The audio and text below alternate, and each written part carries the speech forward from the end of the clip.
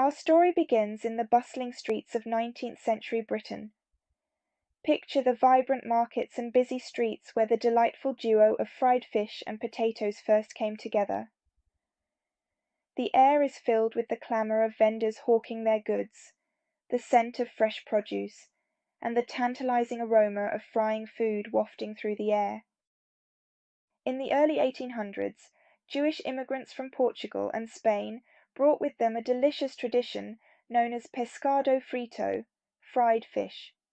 This simple yet mouth-watering dish quickly gained popularity among the locals. Imagine the scene: a crowded market stall where curious Londoners gather, drawn by the unfamiliar but enticing scent of sizzling fish, golden and crispy. Meanwhile, in northern England, fried potatoes, or chips, were a staple food among the working class. Affordable and filling, these crispy treats were perfect for a quick, satisfying meal. Picture the cold, bustling streets of Manchester or Leeds, where workers would line up at small stands or street carts to grab a portion of these hearty golden chips to sustain them through long, grueling workdays.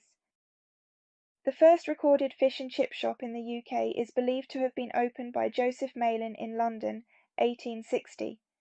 Imagine the excitement of pairing crispy fish with golden chips. This humble shop set the stage for what would soon become a beloved national dish. During the Industrial Revolution, fish and chips became a cheap and nutritious meal for the growing urban population.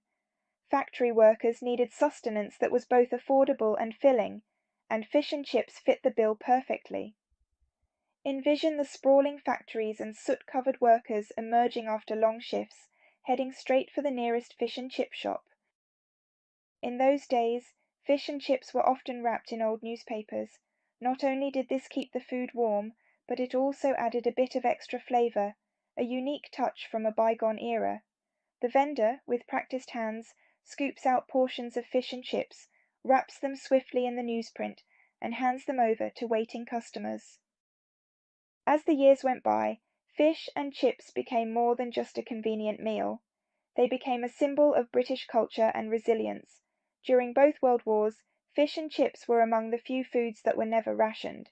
Imagine the solace these meals provided during times of hardship and uncertainty. To this day, the tradition of wrapping the food in paper persists, albeit now with plain, hygienic paper instead of newspapers.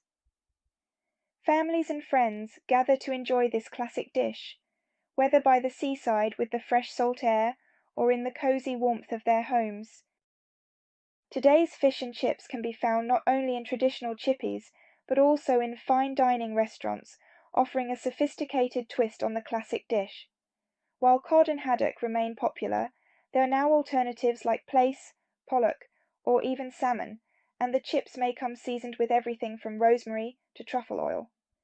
Accompaniments have also evolved, with the addition of gourmet sides such as mushy peas with mint, curry sauce, and a variety of artisanal dips. Beyond the UK, fish and chips are also embraced by different cultures.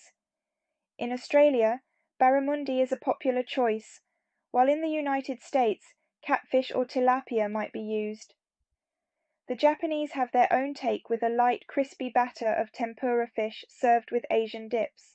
Modern adaptations and regional twists ensure that fish and chips remain a versatile and ever popular dish, beloved by new generations and diverse palates. From the streets of Victorian Britain to modern interpretations, the humble origins of fish and chips paved the way for a culinary tradition that continues to delight taste buds. The story of fish and chips is not just about food, it's a story of immigration, innovation, and the enduring power of a simple, hearty meal to bring people together. There's rich history in every crispy bite of this classic dish,